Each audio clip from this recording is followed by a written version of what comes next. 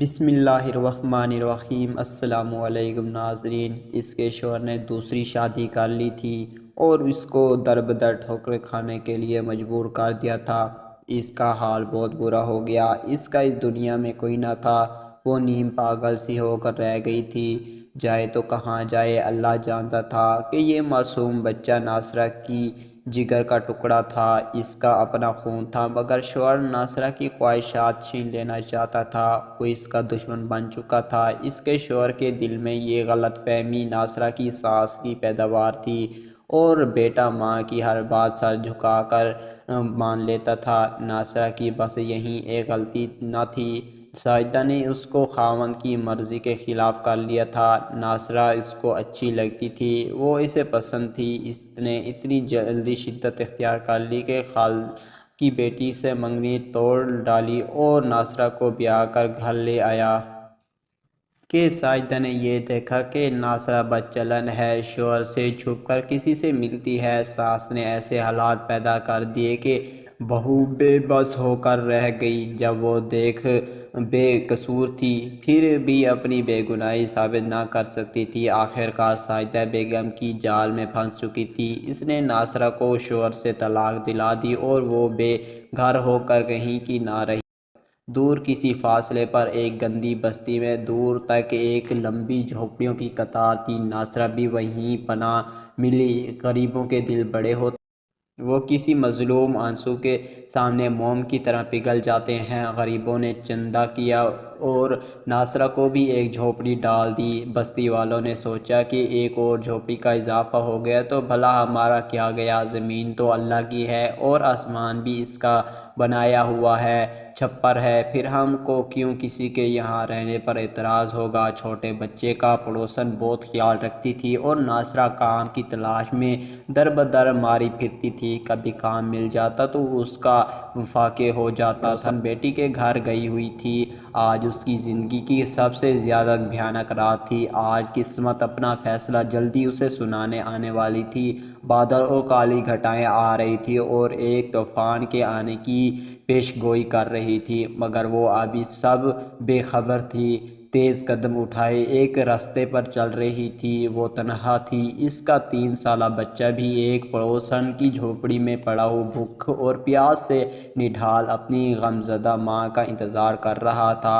شاید اس بچے کا انتظار بھی ختم نہ ہونے والا انتظار تھا۔ اس کی ماں بھوک و پیاس مٹانے کے لیے کچھ لینے گئی ہوئی تھی، مگر اس بیچاری کے پاس پیسے نہ تھے۔ تقدیر کے مارے ہوئوں میں سے یہ ایک بھی تھی جو پیسے نہ ہونے کی وجہ سے ذلیل و خوار ہوتی جا رہی تھی، اور جب وہ مجبور ہو کر کسی کے سامنے ہاتھ پھیلانے کی کوشش کرتی تو دنیا والے اس کے ہاتھوں کو نفرت سے جھلک دیتے۔ وہ سڑک کے کنارے کھڑی ہوئی تھی اور آتے جاتے لوگوں کو حیرت سے دیکھتی رہی تھی۔ آج بستی والوں سے بھی اس کی امید ٹوٹ چکی تھی۔ وہ کئی بار ان کے سامنے ہاتھ پھیلا چکی تھی۔ اب تو بستی والوں بھی اس کی ضروریات سے تنگ آ گئے تھے۔ بچے کی وجہ سے وہ کہیں مستقل ملازمت بھی نہیں کر سکتی تھی، اور بستی والے کیا کرتے، وہ تو خود ہی اس جیسے غریب تھے۔ تھوڑی دیر بعد اس کی سمجھ میں کچھ نہیں آیا کہ وہ کیا کرے۔ اچانک اس نے یہ محسوس کیا کہ ایک شخص بہت دیر سے اس کے قریب کھڑا ہے۔ اس کی جانب مڑی اور بولی، جلدی سے چند روپے دے دو، مجھے بچے کے لیے دودھ لینا ہے، وہ صبح کا بھوک سے مرتا جا رہا ہے اور مجھے مزدوری نہیں ملی، نہ ہی بھیک ملی۔ مرد نے غور سے عورت کو دیکھا۔ اس کو عورت کے بگڑے ہوئے نقوش سے کوئی دلچسپی نہ تھی۔ غربت نے اس کے منہ پر اتنے تماچے مارے تھے کہ اس کی صورت نہ لگتی تھی۔ اس کو دلچسپی تھی تو اس کے بچے سے، جس کا وہ تذکرہ کر رہی تھی۔ وہ سنگ دلی سے بولا، تو جھوٹ بولتی ہو، صبح تو ہوتے ہی تم سب بھیک مانگتی ہو، حالانکہ ان کے بچے نہیں ہوتے، مجھے بتاؤ تو تمہارا بچہ کہاں ہے؟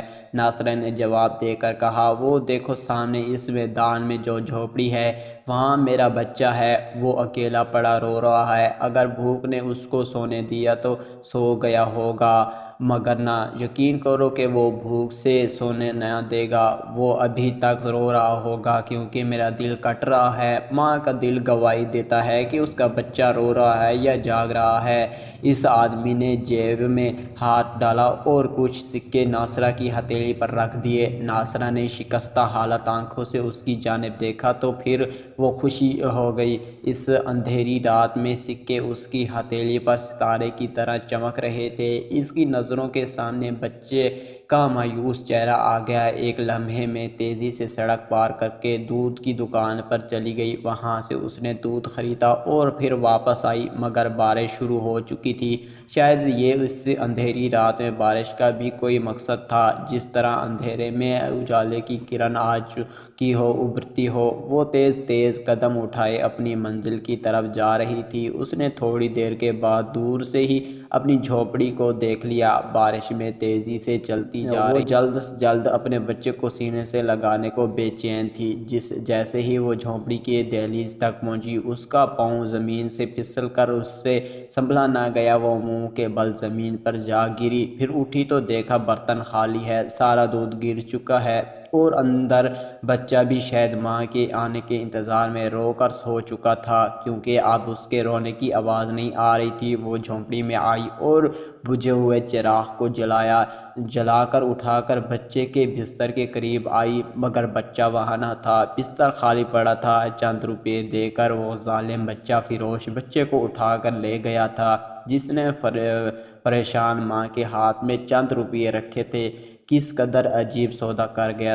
ناصرہ وہیں مر گئی۔ پھر جب ہوش میں آئی تو ہوس میں نہ لوٹ پائی، وہ دیوانی ہو گئی، سڑکوں پر مارے مارے پھرنے لگی۔ کچی بستی کے مکینوں نے اس کو ہسپتال پہنچا دیا۔ وہ آج بھی مینٹل ہاسپٹل میں اپنے بچے کو پکارتی تھپ تھپ کر اور لوریاں دے کر سلاتی ہے۔ وہ بچے اس کے پاس نہیں، اس کی زندگی کی آخری امید کی خوشی نکل جانے والا، نہ جانے اس بچے کا کیا ہوگا۔